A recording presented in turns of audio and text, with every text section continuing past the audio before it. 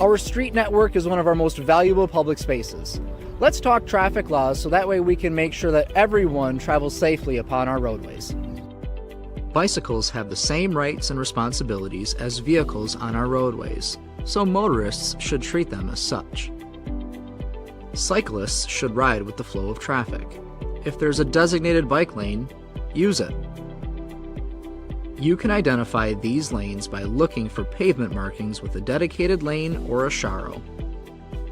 Motorists should pass bicycles on the left, giving them at least 3 feet of space when passing. Only pass when it is safe to do so, keeping in mind that motorists are allowed to pass cyclists in no passing zones in most cases. If you're a pedestrian, use a sidewalk whenever possible. If you must walk in the roadway, walk against traffic as close to the side of the road as possible. Don't forget to wear light or reflective clothing if walking after dark. In Midland, bicycles and electric scooters are permitted on the sidewalk.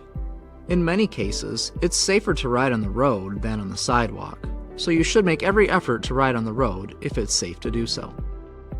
On a sidewalk, cyclists and scooters must yield the right-of-way to pedestrians and are required by law to give an audible signal before overtaking and passing a pedestrian. Like bicycles, electric scooters are also permitted on city streets. Scooters should be ridden 35 miles per hour, and on sidewalks when the speed limit is 35 miles per hour or greater. It is important to note that no one under the age of 12 may ride an electric scooter on any public roadway. Just like vehicles, road users that are on bikes and scooters must signal their intended movements. Extend your left arm to indicate turning left, and extend your right arm to indicate turning right. You can also hold up your left arm, bent at the elbow, to indicate a right turn. Extend your hand and arm downward, bent at the elbow, to indicate you are coming to a stop. No matter where you're going, you can ensure that everyone makes it to their destination safely by following these basic traffic laws. For more information, follow the link below.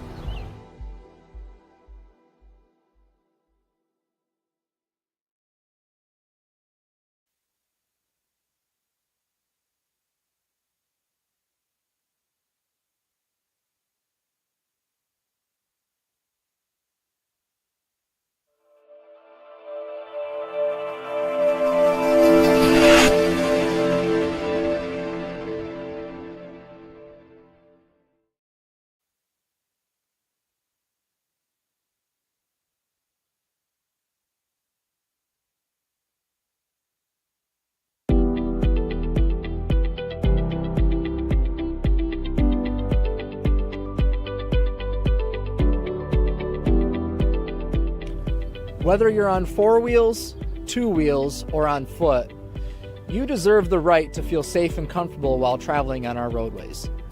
Let's talk some tips to ensure that everyone feels safe and comfortable while traveling.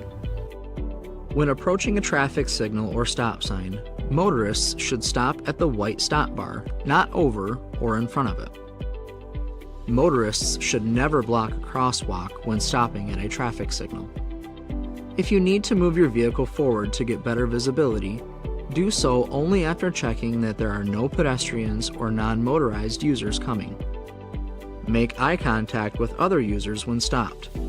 Motorists should yield to non-motorized users at crosswalks and allow them to cross whenever possible. Ever heard of a left cross and a right hook? No, it's not a boxing move, it's actually a potential traffic collision. Let's examine this a little bit further so that way you know you can pay special attention to these details while you're on the roadway. A left cross occurs when a cyclist is riding to the right and behind a car going straight through an intersection. A left-turning motorist going the other direction sees a gap behind the car traveling toward them.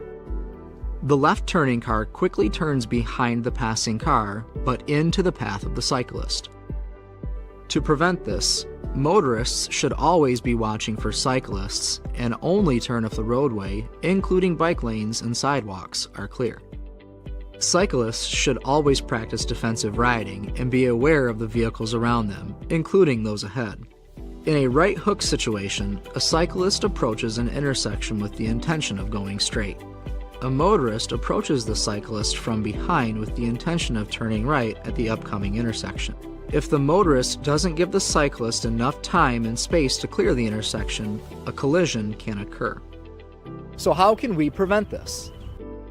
A motorist can avoid the right hook by checking behind them to ensure the bike lane or roadway is clear. Drivers are required to make right turns as close to the right-hand curb or edge of the roadway as reasonably possible. Remember, bike lanes are considered a part of the roadway, just as a bicycle is considered a vehicle. In fact, some bike lanes are painted with lines as they approach intersections to reinforce this interaction. Cyclists can avoid a right hook collision by moving into the middle of the lane as they approach an intersection.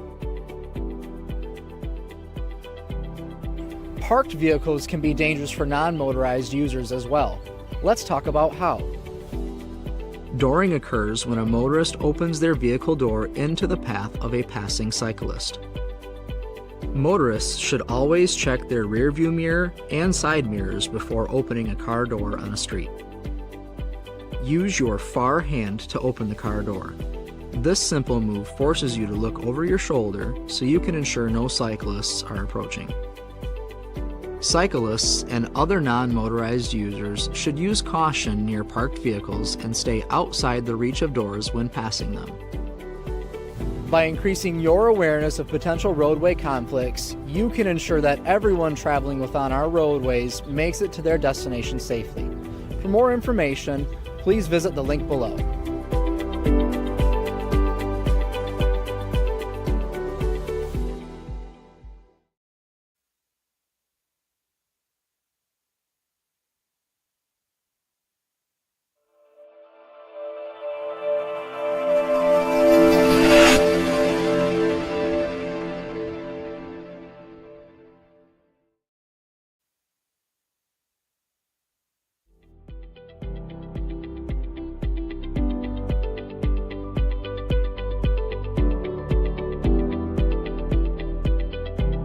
Hitting the streets on two wheels can be a safe, reliable, and fun way to get around our city.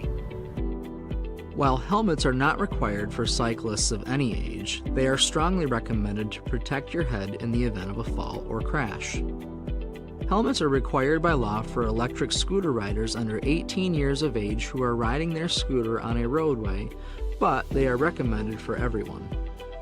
To ensure your helmet fits properly, first, adjust the sizing pads or fit ring inside the helmet until the helmet is snug to your head. Position the helmet level on your head, covering your forehead about 1 to 2 finger widths above the eyebrow. Adjust the side straps so they form a V shape under and slightly in front of your ears. Center the buckle on the chin strap under your chin. Buckle and tighten the chin strap until it is snug. You should not be able to fit more than 1 to 2 fingers between the strap and your chin. When properly fitted, your helmet should not move more than 1 inch from side to side or front to back on your head. Before beginning your ride, check over your equipment to ensure it's safe. This includes checking your bicycle's tire pressure, chain and gearing, brakes, and lights or reflectors. Remember, if you plan to ride your bike at night, you must have a front white light and a rear red reflector that are both visible to motorists. Bright and/or reflective clothing isn't a fashion statement, it's a safety necessity. The more visible you are on the roadways, the better. If you are traveling with multiple items, use a backpack or carrier securely attached to the bike. Cyclists should never transport anything in their hands and should have at least one hand on the handlebars at all times. Planning your route before you ride gives you the best options for riding safely. When possible, choose to ride on slower, quieter streets or streets with designated bike lanes or along designated bike routes. Riding is even safer with friends. However, make sure everyone has their own equipment. Only one rider is permitted per bicycle or scooter on a roadway at any time. Bicycles should not ride more than 2 abreast on a roadway. Following these simple tips will keep your future non-motorized trips both safe and fun. For more information, follow the link below.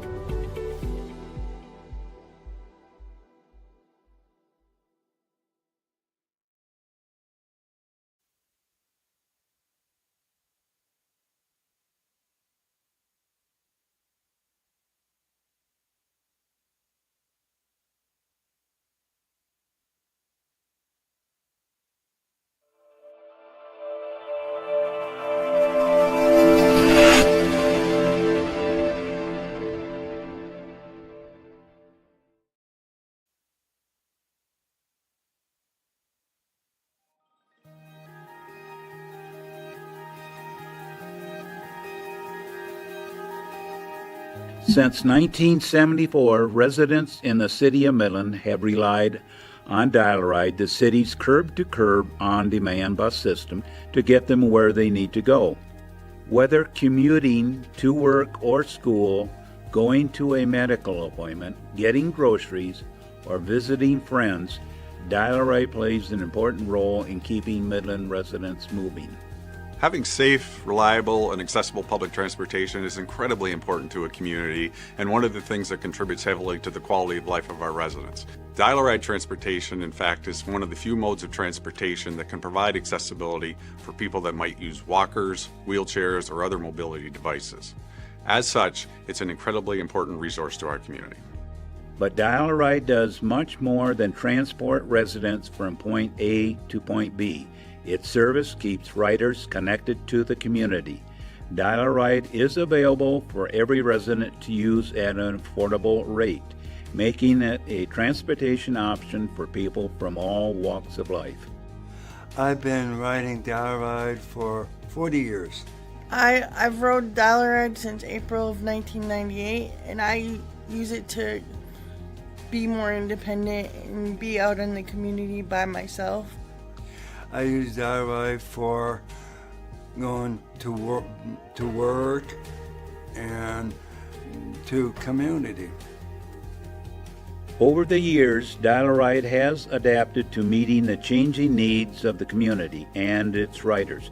What began as a small fleet of gas-powered buses and a handful of drivers in 1974 has grown into a vital lifeline for many Midlanders. Began my career in 1974 with 6 buses. Today we have 15 buses. The city has gotten larger. The technology for the buses has improved. The greatest satisfaction that I have is transporting citizens to their destination. So Dial-A-Ride has certainly changed over the years as we've found new opportunities to expand and improve our service. In most recent years, we've done such things as expanded our weekend service hours, added bicycle racks to the buses, and we've just recently added 3 zero-emission electric transit vans to our fleet. One thing that has not changed about Dial-A-Ride over the past 50 years is our dedication to the people that we serve. Whether it's drivers like Dale who have been with Dial-A-Ride from the beginning, or new drivers that we've brought on board with us, our drivers and dispatchers all share the same passion. We want to give all of our passengers an excellent experience every time that they ride. Trends in public transportation continue to evolve with an increased focus on sustainability and innovation. As Dial-A-Ride celebrates 50 years of service, Dial-A-Ride remains committed to staying ahead of these trends, exploring new technologies and partnerships to enhance service for years to come. The future for Dial-A-Ride is bright. We continue to look for opportunities to improve our service and our efficiency. We are looking at partnerships at both the local and the regional levels that could expand our transportation network, and we are developing ways to make it easier for our passengers to book their rides and pay their fees.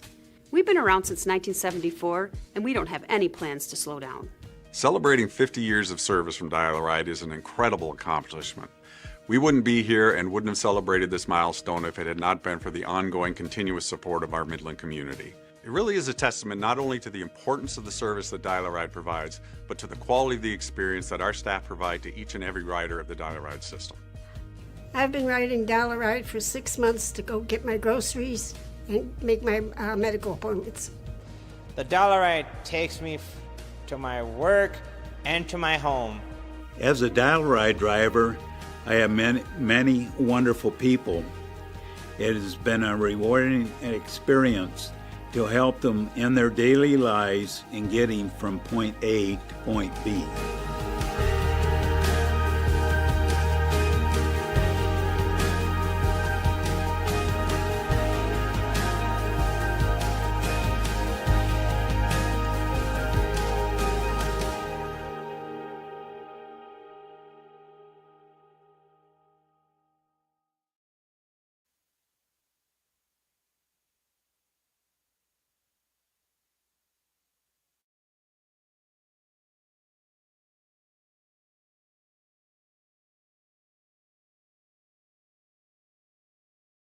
Listen closely, folks. Have you heard the buzz?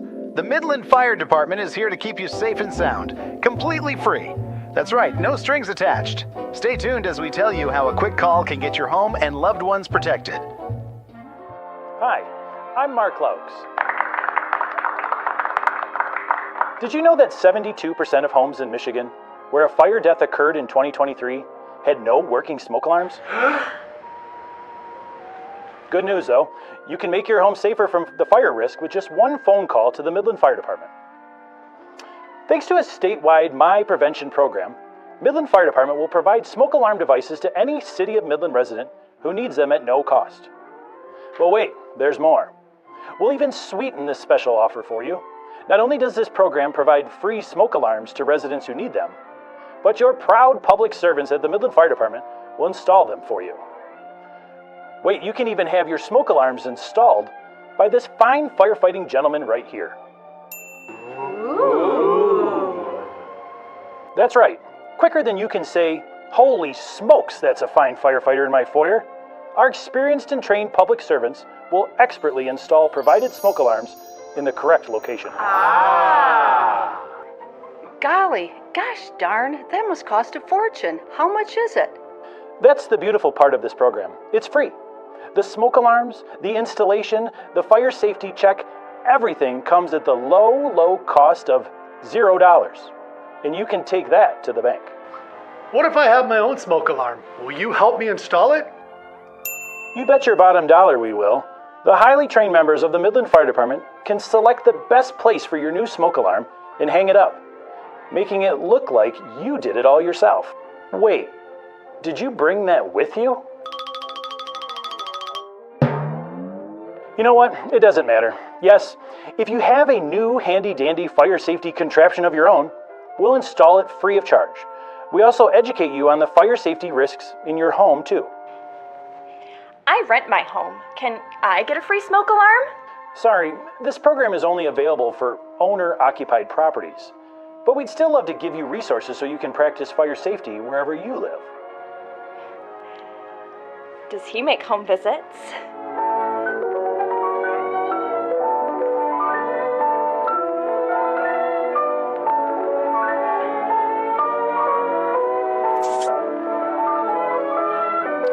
Anyway, to secure your participation in this program and take advantage of this amazing opportunity, contact the fine folks at the Midland Fire Department at 989-837-3410.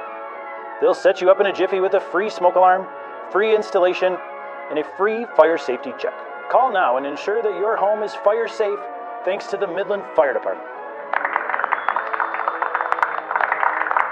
Don't wait. Call the Midland Fire Department today at 989-837-3410 and schedule your free smoke alarm installation. Protect your home and loved ones. It's fast, it's easy, and it's absolutely free. Call now.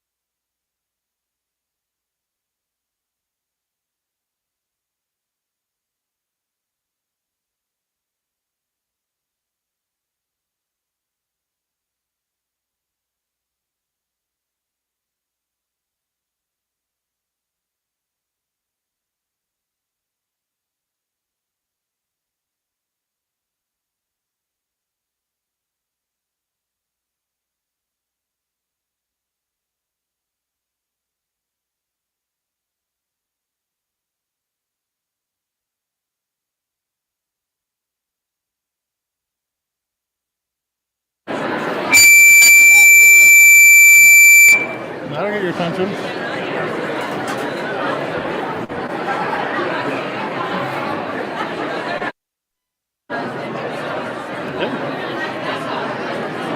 Well, that wasn't how I wanted to get your attention, but that probably worked. If you would all please find your seats, we're going to get started in 1 minute. We're going to get started in 1 minute.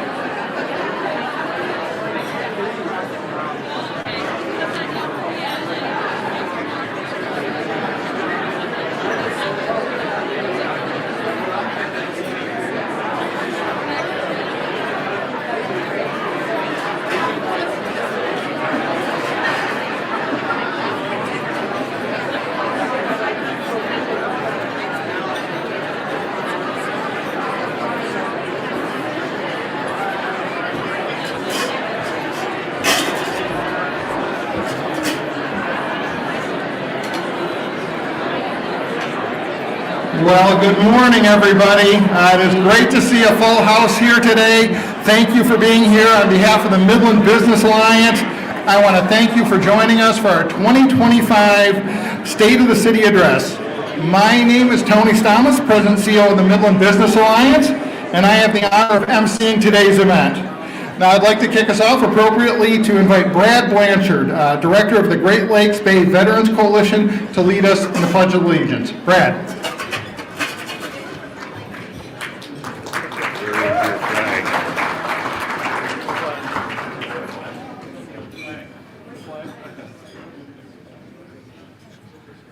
The flag was not my responsibility. I would like to ask Pastor Wally Maiden to please give us a prayer to open us up, and we will say the Pledge of Allegiance in just one moment. You get top billing. Well, prayer should take precedence anyway, shouldn't it? That'll prepare us well. And we need no flag. If we could pause for a moment, let us ask God's blessing. In the midst of all the uncertainties of our seasons, we come to you to give thanks. The seasons change, and in each season there is the arrival of a new hope. We renew our hope, and we offer thanks. We offer thanks for the guidance and direction of those called to lead and to serve, and we seek blessing upon a community built on a foundation of advocacy and mutual compassion and care. Today we seek inspiration, we seek motivation, we also embrace a spirit of celebration over achievements and accomplishments. We ask that you move us forward with confidence and in trust as we gather now as a community filled with vision and fulfilled with hope for new fulfillments according to your purpose. We ask blessing especially on those who grieve or experiencing loss, not only locally but globally. And we pray indeed that we may, with compassionate, kind hearts, continue to respond with energy and focus. We say this in our God, holy God's name. Amen. Amen. Thank you. I pledge allegiance to the flag of the United States of America and to the republic for which it stands, one nation, under God, indivisible, with liberty and justice for all. Wonderful. Thank you, Pastor. Thank you, Brad. Please, I'm going to have a couple of comments, but please continue to enjoy your lunch that they're serving right now. We're excited to hear from the mayor in just a few minutes. But I do want to take just a second to touch on some really exciting economic development activities happening around the community. You know, we're always thrilled when we hear about local businesses that will grow jobs and investment. And there's a few highlights that we thought we really should make sure, and they were supported by our city council. We're going to hear a lot more about the city here in 2024, 2025. You think about it, and those of us that live here know we have a wonderful, diverse, and vibrant community and economy. Now, this includes industrial, retail, and service industries. But it's safe to say that a legacy cornerstone of what we know today is the iPark. Now, sometimes to look forward, it's important that we look back. You think about a decade ago, the property that was and had been for decades the Dow Michigan Division and Dow Corning operations, only separated by Saginaw Road. And then came the announcement of a merger and a spin. Now, safe to say, that created a lot of questions and some concern in terms of what would be the impact in Midland and the region. But if we look at where we stand today, we once again see that in times of uncertainty, it also provides great opportunities. We have an iPark that includes our foundational partner, Dow, but also has new partners in DuPont, Corteva, IFF, Trentio, and Cabot. No longer separated by Saginaw Road, we continue to see investment in the iPark. Dow's announcement last year of their project with Michigan operations builds on over 125-year collaboration with our community. But it's also enormously exciting to see continued investment from our other partners. Just in the last month, 6 weeks, Midland City Council has supported proposals from both DuPont and Corteva that would invest tens of millions of dollars on their respective facilities. Yes, thank you. Corteva's $27 million lab build project will retain 45 high-quality jobs, and with support from $200,000 in business development grant funds from the Michigan Strategic Fund and the City of Midland support with an industrial facilities tax exemption. This investment reinforces Midland's position as a hub for agricultural innovation, and the expansion underscores the strength of our local economy and the commitment to supporting R&D-driven growth. DuPont's $20 million processing facility expansion further strengthens Midland's leadership in specialty manufacturing and advanced materials. The project will create 20 new full-time jobs and retain 9, with the City of Midland's partnership in an industrial facilities tax exemption secured and the state incentives under review. This investment highlights the ongoing growth and competitiveness of our business community. And as mentioned, in 2024, Dow led the way with an incredible investment in modernizing its operations, reinforcing its role as a cornerstone of Midland's economy and a testament to forward-thinking vision. We continue to see a lot of interest in Midland, both from businesses looking to come here and established companies expanding. Midland has proven to be a community of choice, and all of you take a part in making that a reality.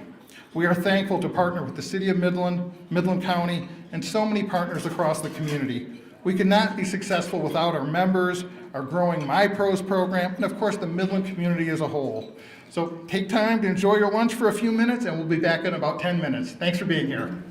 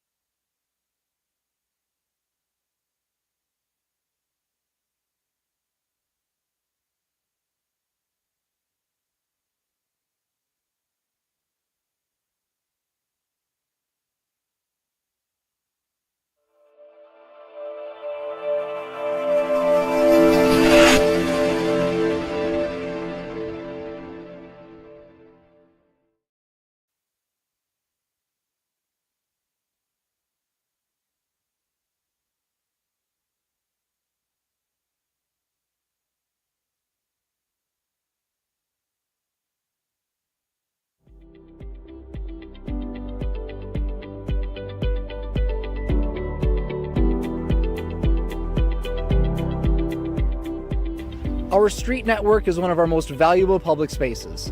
Let's talk traffic laws so that way we can make sure that everyone travels safely upon our roadways. Bicycles have the same rights and responsibilities as vehicles on our roadways, so motorists should treat them as such. Cyclists should ride with the flow of traffic. If there's a designated bike lane, use it. You can identify these lanes by looking for pavement markings with a dedicated lane or a charo. Motorists should pass bicycles on the left, giving them at least 3 feet of space when passing. Only pass when it is safe to do so, keeping in mind that motorists are allowed to pass cyclists in no passing zones in most cases. If you're a pedestrian, use a sidewalk whenever possible. If you must walk in the roadway, walk against traffic as close to the side of the road as possible. Don't forget to wear light or reflective clothing if walking after dark. In Midland, bicycles and electric scooters are permitted on the sidewalk. In many cases, it's safer to ride on the road than on the sidewalk, so you should make every effort to ride on the road if it's safe to do so. On a sidewalk, cyclists and scooters must yield the right-of-way to pedestrians and are required by law to give an audible signal before overtaking and passing a pedestrian. Like bicycles, electric scooters are also permitted on city streets. Scooters should be ridden on local streets with speed limits less than 35 miles per hour, and on sidewalks when the speed limit is 35 miles per hour or greater. It is important to note that no one under the age of 12 may ride an electric scooter on any public roadway.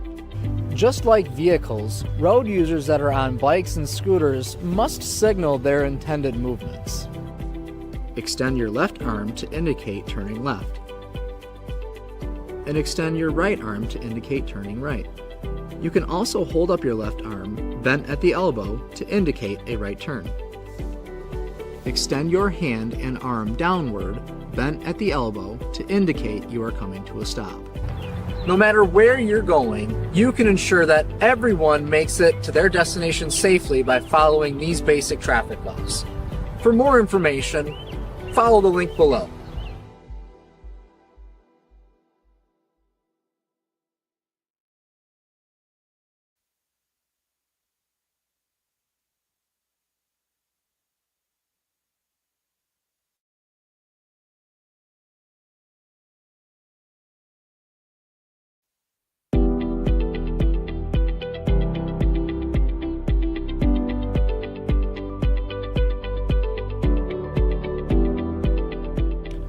Whether you're on 4 wheels, 2 wheels, or on foot, you deserve the right to feel safe and comfortable while traveling on our roadways. Let's talk some tips to ensure that everyone feels safe and comfortable while traveling. When approaching a traffic signal or stop sign, motorists should stop at the white stop bar, not over or in front of it. Motorists should never block a crosswalk when stopping at a traffic signal. If you need to move your vehicle forward to get better visibility, do so only after checking that there are no pedestrians or non-motorized users coming. Make eye contact with other users when stopped. Motorists should yield to non-motorized users at crosswalks and allow them to cross whenever possible. Ever heard of a left cross and a right hook? No, it's not a boxing move, it's actually a potential traffic collision. Let's examine this a little bit further so that way you know you can pay special attention to these details while you're on the roadway. A left cross occurs when a cyclist is riding to the right and behind a car going straight through an intersection. A left-turning motorist going the other direction sees a gap behind the car traveling toward them. The left-turning car quickly turns behind the passing car, but into the path of the cyclist. To prevent this, motorists should always be watching for cyclists and only turn if the roadway, including bike lanes and sidewalks, are clear. Cyclists should always practice defensive riding and be aware of the vehicles around them, including those ahead. In a right hook situation, a cyclist approaches an intersection with the intention of going straight. A motorist approaches the cyclist from behind with the intention of turning right at the upcoming intersection. If the motorist doesn't give the cyclist enough time and space to clear the intersection, a collision can occur. So how can we prevent this? A motorist can avoid the right hook by checking behind them to ensure the bike lane or roadway is clear. Drivers are required to make right turns as close to the right-hand curb or edge of the roadway as reasonably possible. Remember, bike lanes are considered a part of the roadway, just as a bicycle is considered a vehicle. In fact, some bike lanes are painted with lines as they approach intersections to reinforce this interaction. Cyclists can avoid a right hook collision by moving into the middle of the lane as they approach an intersection. Parked vehicles can be dangerous for non-motorized users as well. Let's talk about how.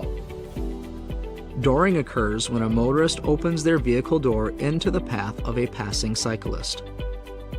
Motorists should always check their rearview mirror and side mirrors before opening a car door on a street. Use your far hand to open the car door. This simple move forces you to look over your shoulder so you can ensure no cyclists are approaching. Cyclists and other non-motorized users should use caution near parked vehicles and stay outside the reach of doors when passing them. By increasing your awareness of potential roadway conflicts, you can ensure that everyone traveling within our roadways makes it to their destination safely. For more information, please visit the link below.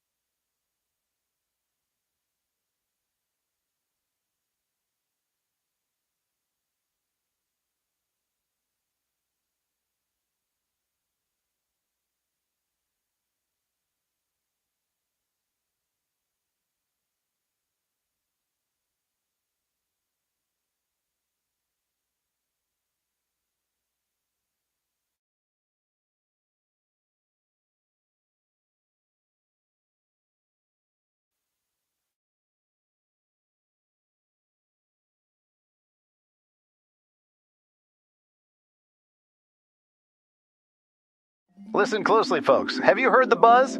The Midland Fire Department is here to keep you safe and sound, completely free. That's right, no strings attached. Stay tuned as we tell you how a quick call can get your home and loved ones protected. Hi, I'm Mark Laux. Did you know that 72% of homes in Michigan where a fire death occurred in 2023 had no working smoke alarms? Good news, though. You can make your home safer from the fire risk with just one phone call to the Midland Fire Department. Thanks to a statewide My Prevention program, Midland Fire Department will provide smoke alarm devices to any City of Midland resident who needs them at no cost. But wait, there's more. We'll even sweeten this special offer for you. Not only does this program provide free smoke alarms to residents who need them, but your proud public servants at the Midland Fire Department will install them for you. Wait, you can even have your smoke alarms installed by this fine firefighting gentleman right here. Ooh. That's right. Quicker than you can say, "Holy smokes, that's a fine firefighter in my foyer," our experienced and trained public servants will expertly install provided smoke alarms in the correct location. Golly, gosh darn, that must cost a fortune. How much is it? That's the beautiful part of this program. It's free. The smoke alarms, the installation, the fire safety check, everything comes at the low cost of $0. And you can take that to the bank. What if I have my own smoke alarm? Will you help me install it? You bet your bottom dollar we will. The highly trained members of the Midland Fire Department can select the best place for your new smoke alarm and hang it up, making it look like you did it all yourself. Wait, did you bring that with you? You know what? It doesn't matter. Yes, if you have a new handy-dandy fire safety contraption of your own, we'll install it free of charge. We also educate you on the fire safety risks in your home, too. I rent my home. Can I get a free smoke alarm? Sorry, this program is only available for owner-occupied properties. But we'd still love to give you resources so you can practice fire safety wherever you live. Does he make home visits?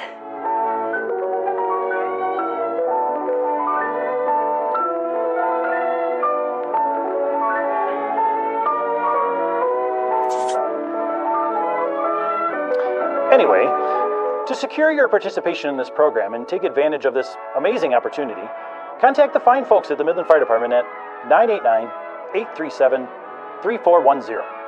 They'll set you up in a jiffy with a free smoke alarm, free installation, and a free fire safety check.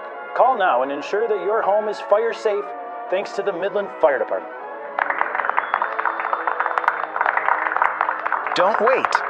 Call the Midland Fire Department today at 989-837-3410 and schedule your free smoke alarm installation. Protect your home and loved ones. It's fast, it's easy, and it's absolutely free. Call now.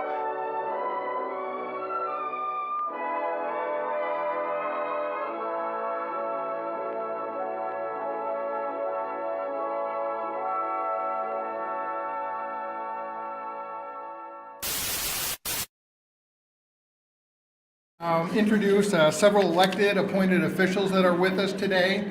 I'd ask the individuals to stand as I announce your name, and if you would please hold your applause until we've completed the list. Now we've got a number of our distinguished council people and friends from the city, but our mayor, Maureen Donker, will have the pleasure of doing those introductions, so we haven't missed that. County commissioners, I'd like to introduce Jim Stamas, County Commission Chair, Larry Schulke, County Commissioner. From Midland County, Jennifer Anway, Midland County Register of Deeds, J.D. Brooks, Midland County Prosecutor, our Midland County Treasurer, Kathy Lunsford, Midland County Sheriff, Scott Holzinger, and our Midland County Administrator Controller, Bridget Granston. And representing Congresswoman Kristen McDonald-Rivet, Kevin Hayes. Please join me in welcoming them all and thanking them for all the great work they do.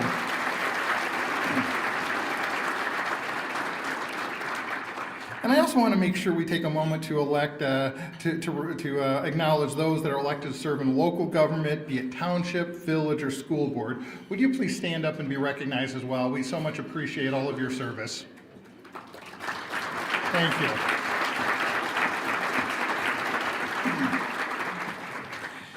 Now, I would also like, and I'm very fortunate with the Midland Business Alliance, have a wonderful board of directors. Would anybody that serves on the Midland Business Alliance board of directors please stand? Thank you. Just a tremendous group. And then we have, of course, our members, all of you who make programs such as this one possible throughout the entire year. I do want to take the opportunity to thank our business champions, diamond and platinum partners, and thank them for their commitment to the organization. So if you're representing one of these, please stand as you are mentioned. Our business champions, First State Bank, Blue Cross Blue Shield of Michigan, Capital Power MCV, CBM Services, the City of Midland, Corteva, Dow Credit Union, DTE, DuPont, Fisher Companies, Garber Chevrolet Midland, Huntington Bank, Isabella Bank, Midland County, My Michigan Health, Spence Brothers, Spicer Group, Saginaw Valley State University, Three Rivers Corporation, and TriStar Trust. Thank you to our business champions.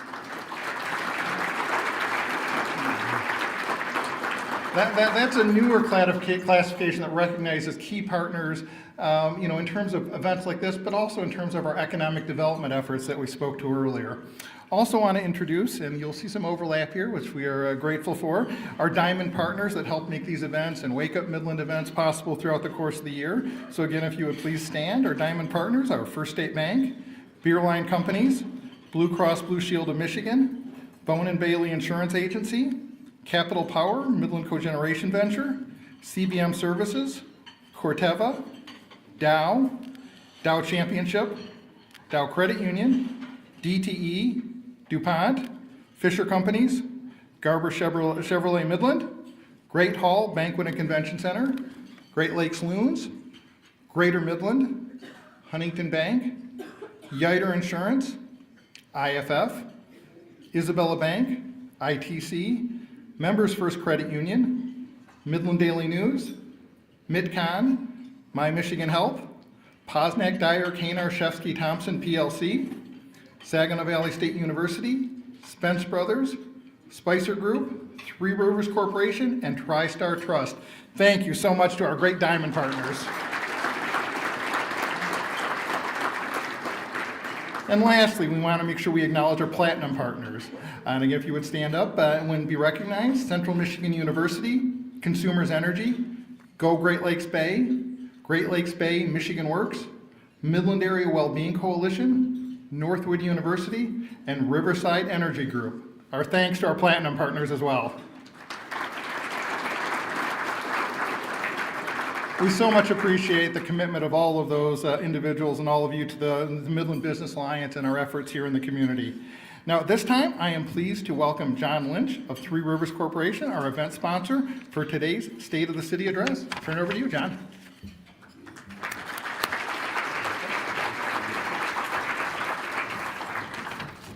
Thank you, Tony. Appreciate it. Amongst 26,000 members of associated builders and contractors across the country, Three Rivers Corporation is one of only 11 general contractors to receive the Pinnacle Award in 2024. This award is the highest level, thank you very much. It's the highest level of safety recognition in our industry, and we're one of only 2 general contractors in the country to have received it 6 years in a row. Three Rivers has also been ranked by ABC as the #1 member general contractor in Michigan for the last 3 years. This is part of the reason that we have great customers located all across the state of Michigan, and they've made us their contractor of choice. Today, however, we're here to reflect on what makes Midland a community of choice. Not just a place to live, but a place where people choose to live. A place that offers opportunity, connection, and belonging. A place where people plant roots, build careers, raise families, and make investments. Midland's already doing a lot of things right. We all know this, from public art and live performances to places that we explore, events we enjoy, and unique spaces where we gather. Our city offers not just amenities, but beacons of a thriving, vibrant community. One of the strongest indicators of a community's trajectory is how it invests in education. Decades of research by the likes of the Brookings Institution, the National Bureau of Economic Research, U.S. Department of Justice, and Harvard University clearly demonstrates that communities investing in education experience sustained economic growth, improved social mobility, lower crime rates, and improved public health outcomes. This past year, due to community support, we participated with the Midland County ESA to expand and renovate a school building with roots that go back to 1886. This is a project that Three Rivers is proud to be a part of because it speaks volumes about our shared values, including all kids, giving them access, and investing in every learner. And of course, we can look ahead to the Midland Public Schools bond proposal on our horizon. MPS has done a good job of engaging the community, and there's a lot of public discourse on the matter. And as we do our duty to become well-informed voters on the subject, let's keep a few things in mind. Number 1, talent goes where opportunity lives. Number 2, families choose communities where education is a priority. And number 3, businesses grow in places where today's students become tomorrow's leaders. For almost 50 years, the women and men of Three Rivers Corporation have called Midland home. It's truly a wonderful place because we choose to make it so. We work together to be a community of choice. So when you're ready to make your choice, call on us. We're Three Rivers Corporation.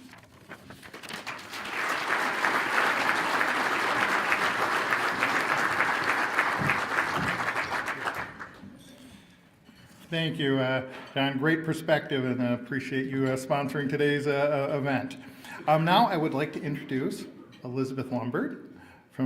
She's our first speaker sponsor from Dow Gardens to introduce our mayor. Elizabeth, please join me in welcoming her.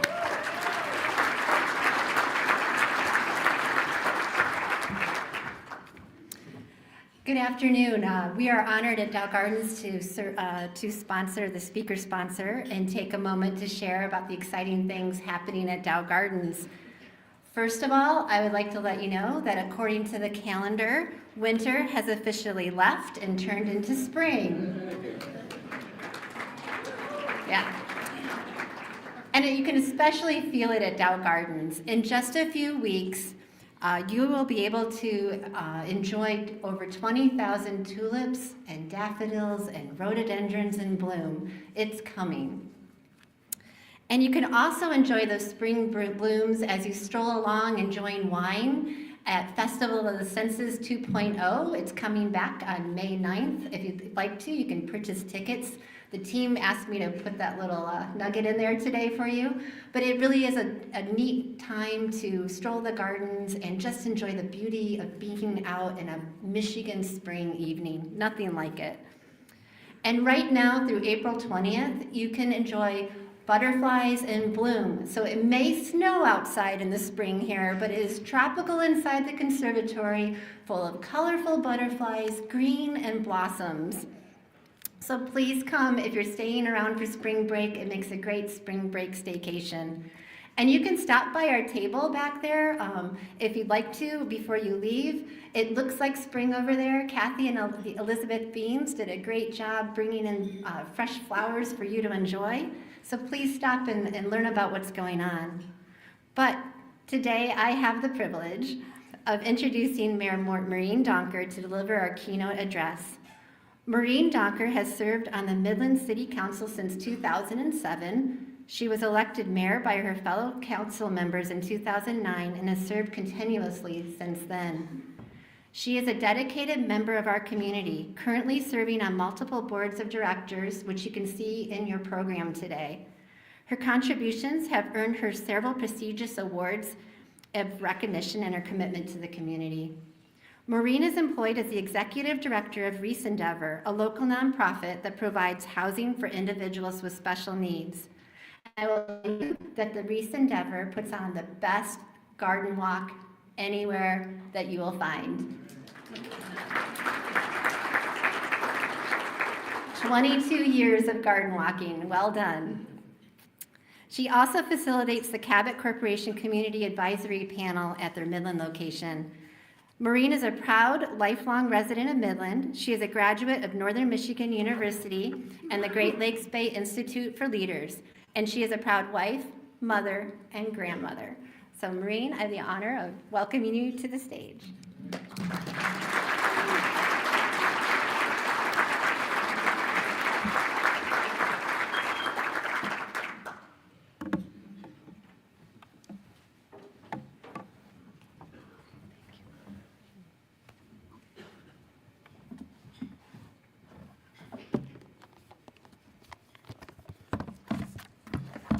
It's going to take me a minute.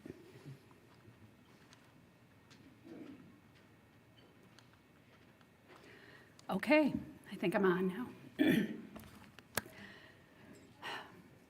Well, John kind of made me tear up a little bit, I have to tell you that. He has a habit of doing that to me, but that's okay. So, is that okay? Elizabeth, I want to say thank you so much for the introduction. John, thank you for sponsoring today's event, Three Rivers. And Tony, my sincere thanks to you and your team at the MBA for inviting me here today and for your unwavering support of our community throughout the years. You make a meaningful difference in Midland in helping us thrive, and we appreciate the partnership with you. And thanks for all of you for being here today to hear about your city. It's a great city, let me just say that. I'm pleased to be joined by my colleagues on council, so let me introduce them to you. Tim Solar, Ward 1. Mayor Pro Tem Diane Brown-Wilhelm, Ward 4. Marty Waspinski, Ward 5. It is my pleasure to introduce to you Dave Pasek, who joined council in November of this last year, representing Ward 3.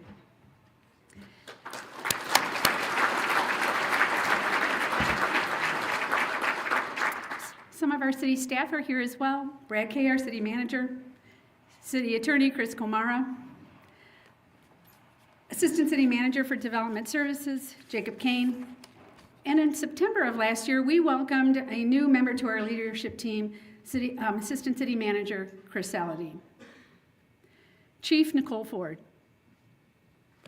Fine, now you just stand up for a second. Okay. Our chief of police last year completed training at the FBI National Academy.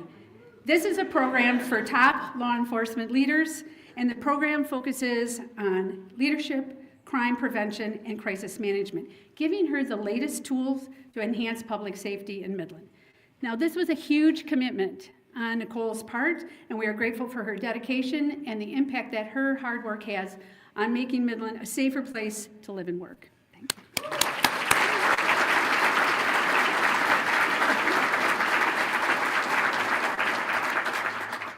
And up on the screen are the names of city employees who won a City Strive Award last year for their excellent service for the community. And would everyone from the city please stand up?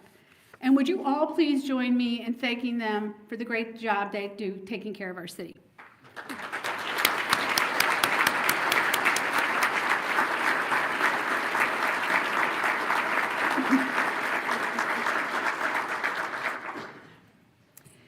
Dan Gilmartin is the Executive Director and CEO of the Michigan Municipal League. And a few weeks ago, Dan sent me an email. And attached to it was this article by Dr. Vivek Murthy, the departing U.S. Surgeon General. Dan's note said, "I read this article and thought of Midland. You are doing exactly what Dr. Murthy talks about." Well, I can tell you, that got my attention. The paper was Dr. Murthy's parting prescription for America. It was released in January of this year, and it focuses on the critical importance of community. Odd, you might think, I did, that the Surgeon General's parting comments would be about the vital role that community plays to our nation. Not health outcomes, not disease, not poverty, not low birth rates. Community. Dr. Murthy's parents were raised in a small village in India. His father was a physician, and his mother helped manage his medical practice. They spent their lives caring for others and taught their children to do the same. They experienced in India and later in the United States that community of all things is potentially the most potent source of health and well-being that there is. Here's what he says. Community gives us strength and resilience when facing the big challenges and the countless paper cuts that come with moving through the world. It's where we know each other, help each other, and find purpose in contributing to each other's lives. In his paper, he goes on to say that the core pillars of community, service, purpose, relationship, along with the core value of love, can significantly influence everything from crime rates to life expectancy. And interestingly, those are the same pillars for personal fulfillment. So what is it about Midland then that sparks the image of a strong community in my friend Dan? He sees our determination, our creativity, our love for our surroundings. And he knows, because he visits cities all across Michigan, that we have something special. The work of building community takes all of us who must contribute each in our own way. We each must do our part to fulfill those tenets of service, purpose, relationship, and love that help a community thrive. And we must do it with passion and commitment. And I think we do. Midland is incredibly special, and there are things we each do well. The key is we do them together. So now let's take a look at some of our challenges and successes from the last year, and I'll begin with the city.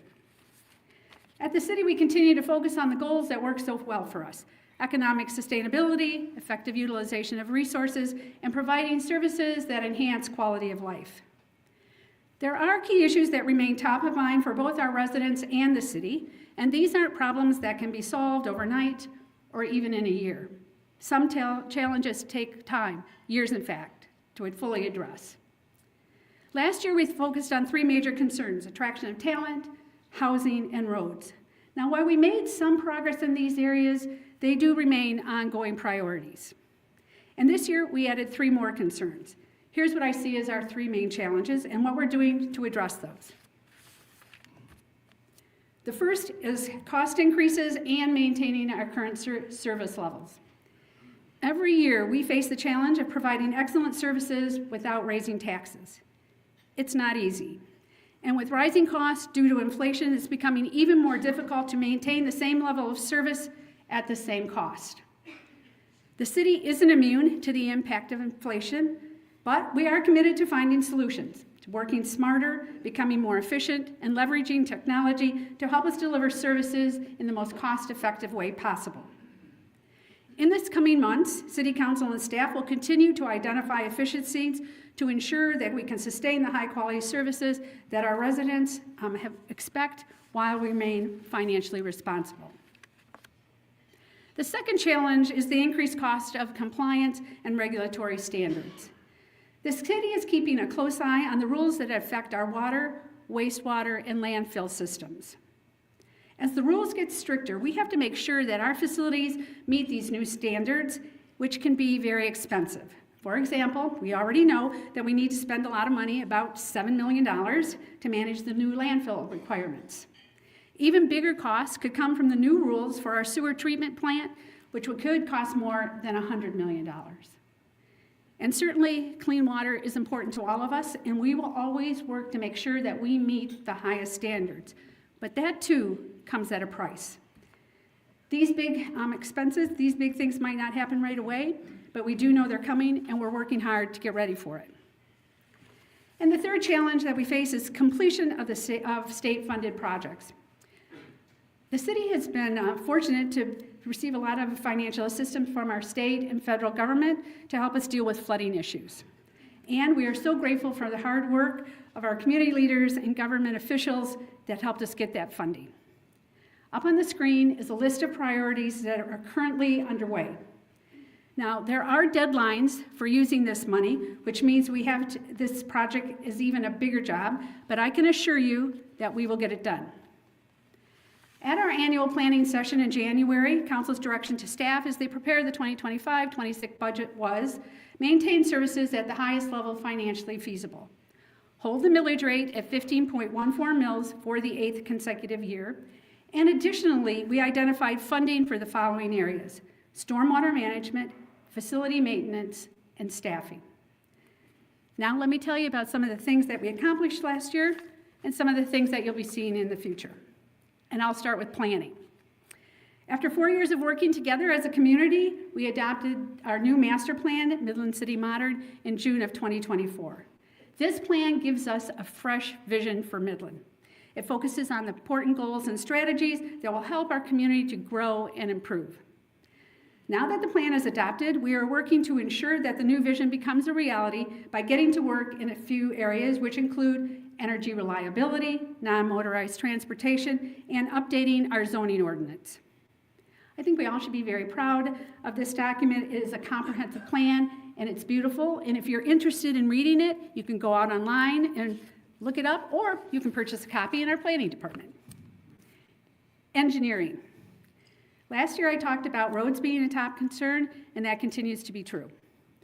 Here's what we're doing to improve the conditions of our roads. You need to understand this. Water is the enemy of roads. So once you get water into the roadbed, roads begin to fall apart. So we are going to invest more money, and we're going to use a new process to help keep the water out. We believe that this will help our streets last longer and but the process will be much more appealing to our residents, we think. Okay, the fire study.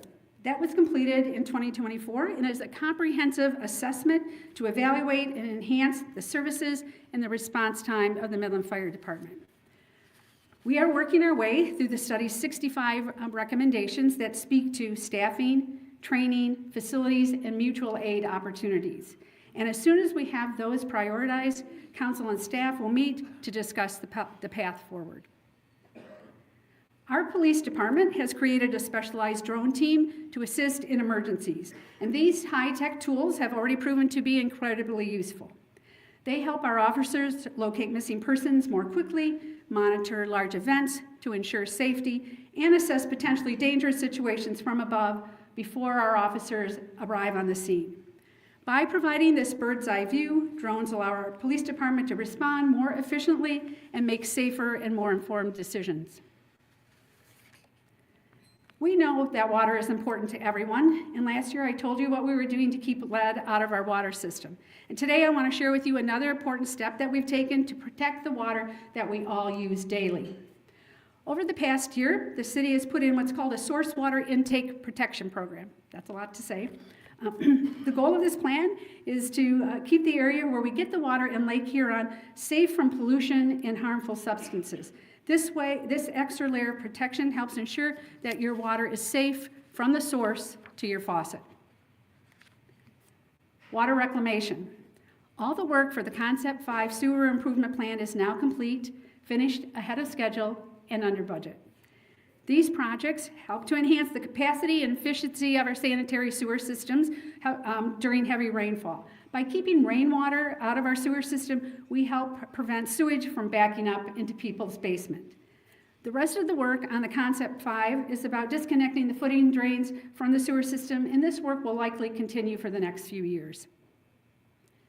The library has a new digital sign on Eastman Avenue, which helps promote the great programs of our wonderful Grace A. Dow Memorial Library. With over 80 programs each month, the sign helps keep the community informed and helps bring more people into the library. With programs like Bunko to Books, Lego building, and even adult story time, I think it goes to show that there's something for everybody at our library. Moving on to parks. The Poseyville Park project took a big step in 2024 as construction began on the pedestrian walkway near the east end in downtown Midland.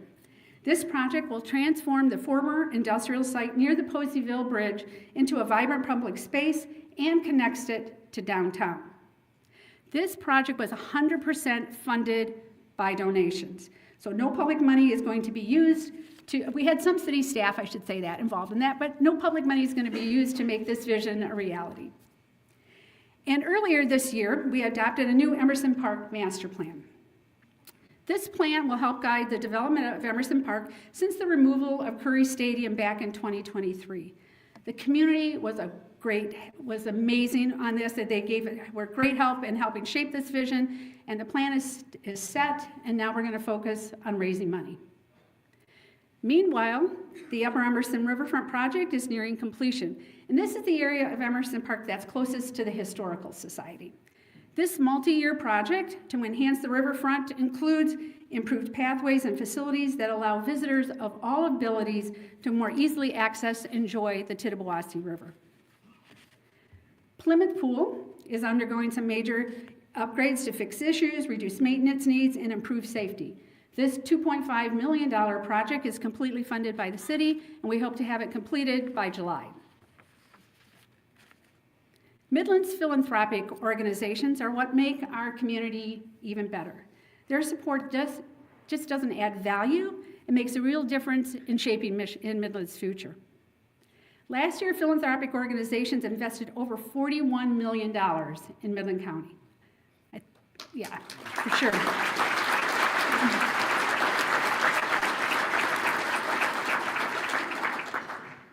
Midland Public Schools is a vital partner to the city and plays an important role in shaping both our community's future and the lives of our children. Our school system is one of the reasons people choose Midland to be their home. This May, we will have a decision to make with the upcoming bond proposal, and it's essential that we do our homework, understand the impact, and vote. The faith-based community started Neighboring Week program back in 2011, and it has grown in amazing ways over the years.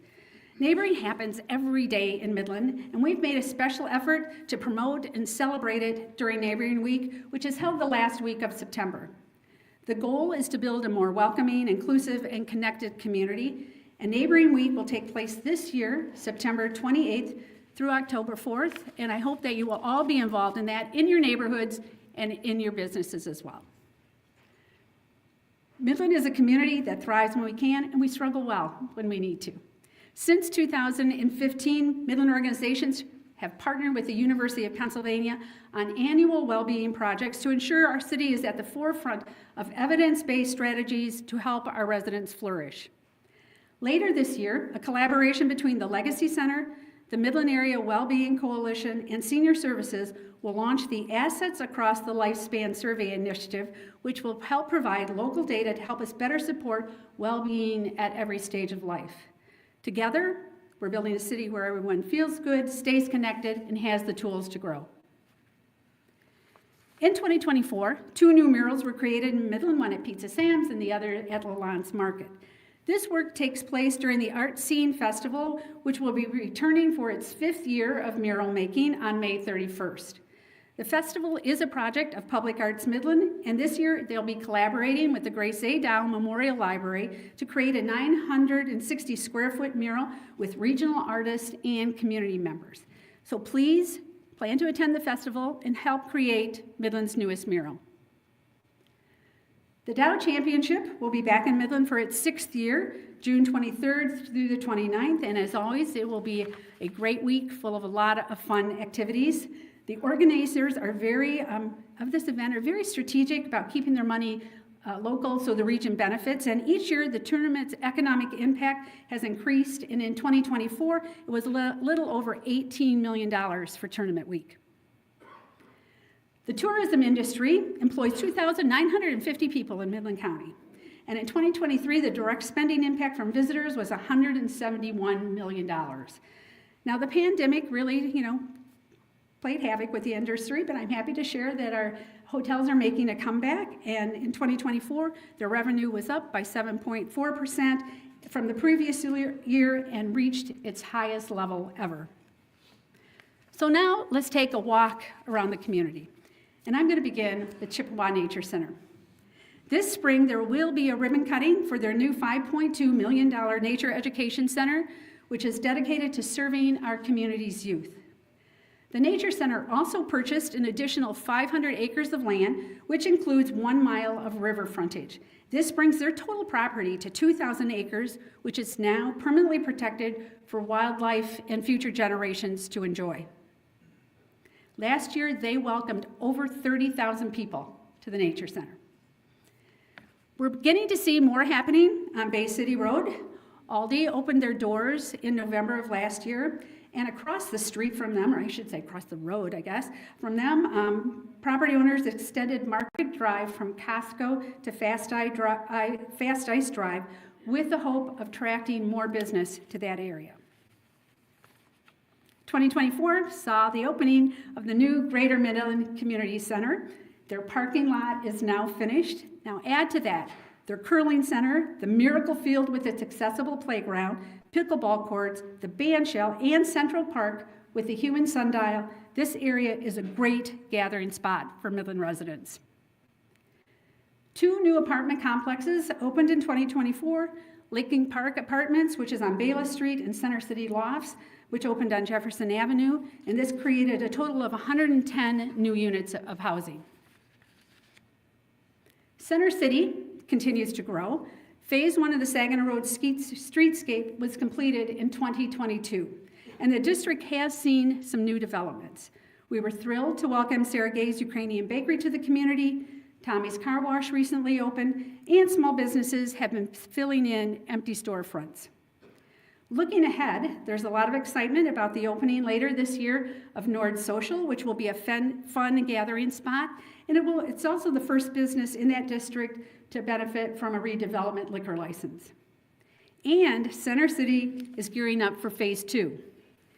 This year, we'll begin a conversation with property owners and the community to plan the next phase, which will extend the Saginaw Road streetscape north and bring major enhancements to the Circle area. This is one of these where we ask for community input. So I really want to give a huge shout out on this. We have much better results when all of you participate. So I hope that you will come and share your thoughts about this project. The Tennis Center, moving there, the Tennis Center, the Tennis Classic was ranked the top tournament among all 125 level tournaments in the United States and 3rd best globally by the Women's Tennis Association players. This event not only showcases great talent, but it also boosts our economy and draws visitors to our community. Last year, the Tennis Center received a grant from the Convention and Visitors Bureau for pickleball, and I'm happy to say that construction has begun on 7 pickleball courts. One will be a stadium court, so I think there might be pickleball tournaments in our future. I don't know, maybe. Northwood University plays a vital role in our community, extending its impact far beyond the classroom. An independent study earlier this year examined Northwood's economic impact contribution to the region and the state, revealing a significant $212 million impact on our local area. And Northwood continues to invest in modernizing their campus. Their NADA project will include a new conference and event center that will fill an existing need in the local market for venues that can accommodate hundreds of attendees at a time. My Michigan Medical Center. They are making significant improvements to their emergency department. As the health system's reach has grown, so has their influx of patients. In addition to that, the emergency department is now a level 2 trauma, primary stroke, and STEMI receiving center. So are they not only seeing more patients, they're also handling much more complex cases. The changes they are making will enhance capacity, efficiency, safety, and patient experience. And My Michigan will also be launching a new outpatient therapy program for adolescents in middle school and high school with mental health issues. In the last 18 months, nearly 700 patients were seen with behavioral health concerns were treated in My Michigan's emergency room departments, highlighting the need for such a program in our region where there is no other intensive outpatient programs, where no intensive outpatient programs currently exist. This is scheduled to open in the spring. And I just want to say thank you. This is an incredible need. I just admire the fact that you got a grant to help make this happen, and it's something that's important not just to Midland, but to the region as well. So thank you for that. And I think you should applaud them.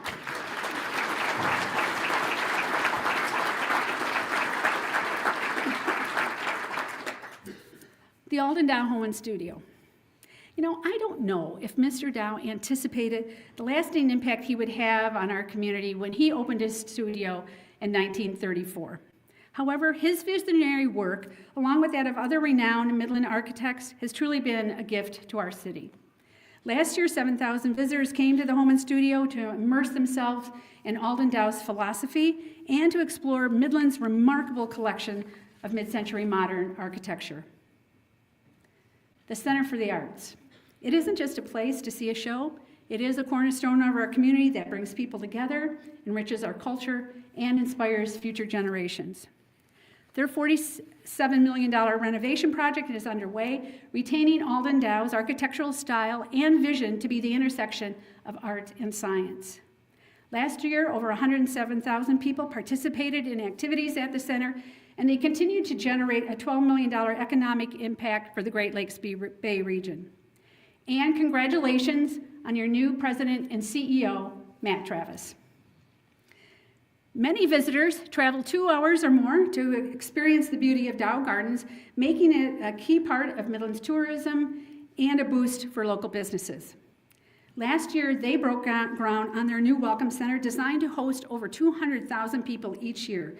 And this exciting addition will create a more immersive experience, helping visitors connect with the gardens and discovering the rich history of our community.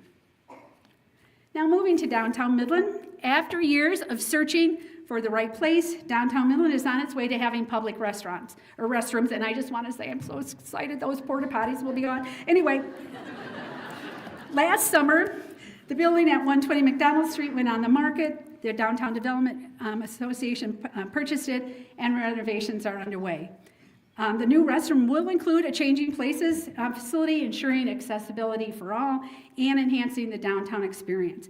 And the timing couldn't be better for this, because last year, Downtown Midland Social District, now that's a feature that allows you to walk around with an adult beverage, that was made permanent, and approval was granted to continue the very popular pedestrian plaza into 2028.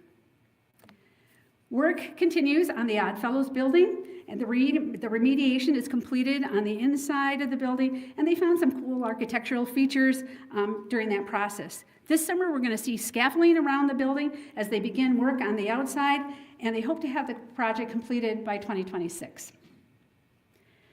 There is never a dull moment at the Dow Diamond, especially when the Great Lakes Loons are in town.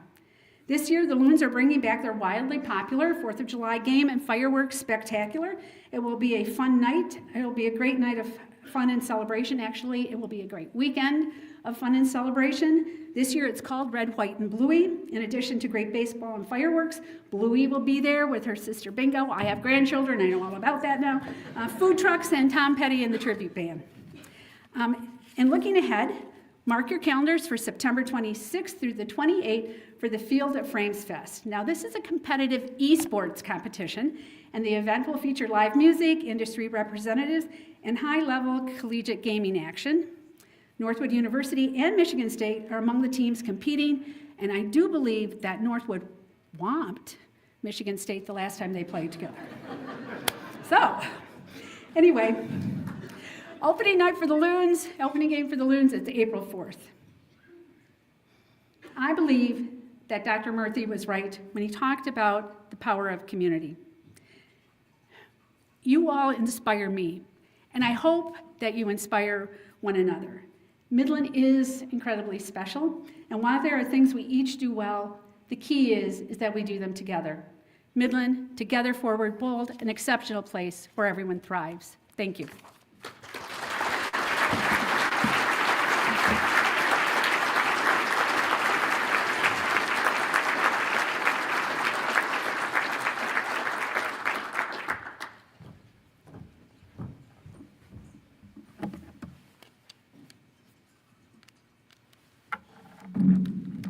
Well, thank you, Mayor Donker, for that outstanding update. Let's give a round of applause again for our mayor and for the entire city team.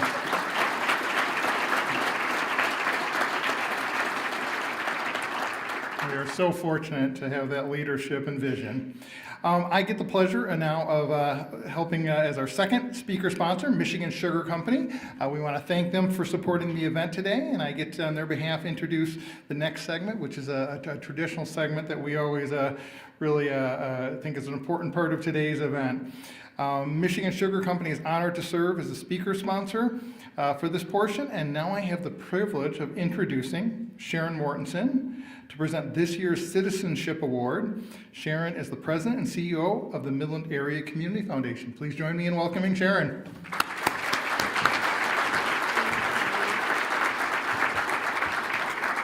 Well, good afternoon, and it's a pleasure to be with all of you, and many thanks to Maureen Donker, Mayor Donker, and our entire city staff, both elected and those that serve every day at the city, for the work that they do to help our community join together, overcome challenges, and be a community of choice for so many. And also, thanks for the way that all of you helped to live Midland's vision statement, which I know the mayor just mentioned, that is Midland County, an inclusive community, together, forward, bold, an exceptional place where everyone thrives. So in partnership with the Midland Business Alliance and the City of Midland, we present an award each year called the Citizenship Award. We present it at this annual State of the City address. And this award is to recognize an individual who's unselfishly committed to making the community a better place by encouraging and helping others to employ respect, civility, and inclusiveness to make a difference. This award is not for volunteerism, leadership, or philanthropy, but rather to call attention to the importance of how individuals engage in their community, looking for ways to bring about positive change. Now, it's important to note that there's a fundamental difference between being a resident and being a citizen.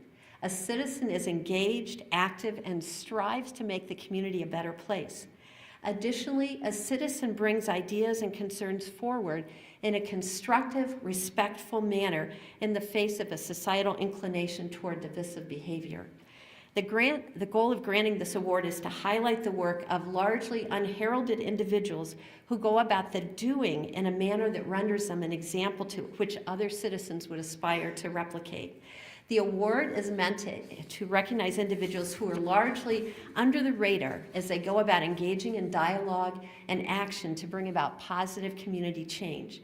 So today, we're excited to introduce this year's award winner, Jim Malik, to you. Now, Jim, you can sit for just a minute while I talk about you, and then we'll have you come up here. And this individual, and I have to tell you, I also had to talk Jim into accepting this award, which I think tells you he should be the Citizen of the Year award, right? So he's been involved in community service for decades, quietly helping in a variety of ways.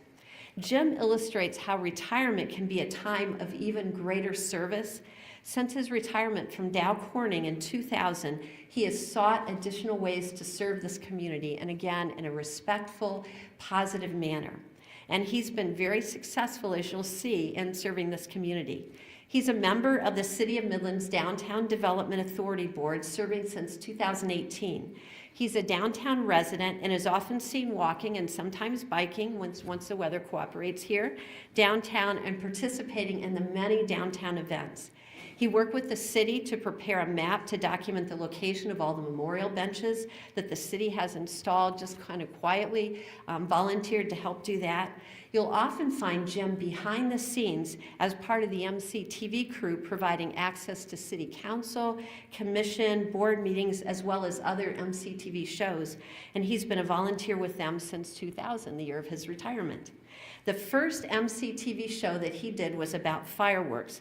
Now, while he's always been interested in fireworks, that sparked, get the pun? Okay. That sparked an even greater interest, and he's been helping with fireworks since that time at the Loons. Those of you at the Loons for a game when they do fireworks probably see Jim out on the field. He's helped with River Days. He's helped with July 4th. So when you see those beautiful displays in the sky, know that Jim's a part of making that happen. He also volunteers regularly at the Chippewa Nature Center and has for 25 years. He's a part of the team that boils maple sap into syrup. And if you've ever gotten one of those little bottles of maple syrup from the Chippewa Nature Center, you can say thank you to Jim and others like him that help. He's a demonstrator at the Maple Syrup Day. He assists with the Fall Harvest Festival. He helps with the native plant sale and the nature art show and sale each year.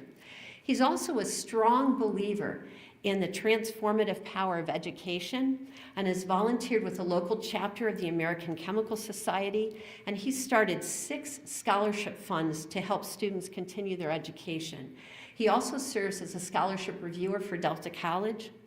His service includes being part of the Midland County Parks and Recreation Committee, where he and his fellow commissioners look at parks, recreational assets, and use of lands to meet the needs of Midland County residents.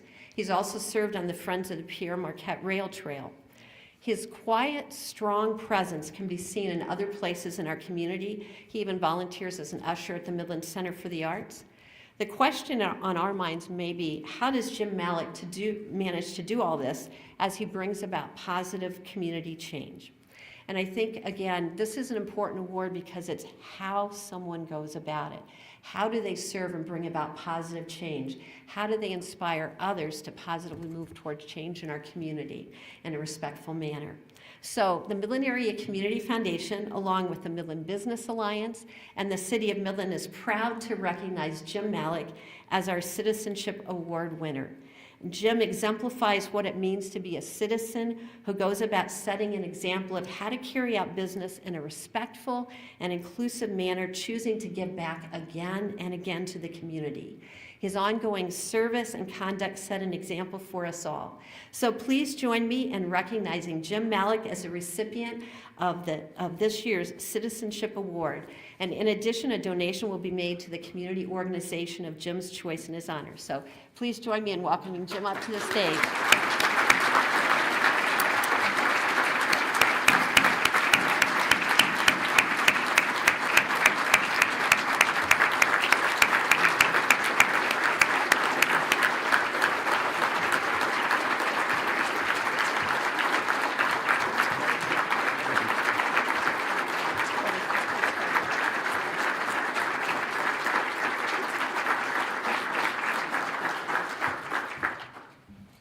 And I'll turn it back over to Tony to finish us up here.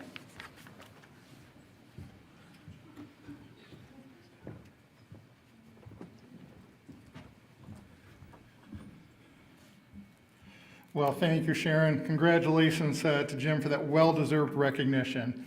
We're just about wrapping up our program. Do want to make sure that we again thank our Mayor, Maureen Donker, our event sponsor, Three Rivers Corporation, our speaker sponsors, Dow Gardens and Michigan Sugar Company, the Midland Area Community Foundation, and all of you here at the Great Hall. We will be next week. A few people may be traveling. A few people may be doing great staycation options that we talked about. So Wake Up Midland won't be on the traditional first Friday. It'll be on the next Friday on April 11th. So we hope you'll join us here for Wake Up Midland. We've got a great presentation. A couple of our speakers touched on Midland Public Schools, a bond question coming up, something that we're very supportive of, but we think it's most important for people to be informed and make informed decisions. So we hope you can join us on Friday, April 11th here. And with that, we just wish you a wonderful afternoon. We appreciate you joining us, and thank you again for all that you do for our community and our region.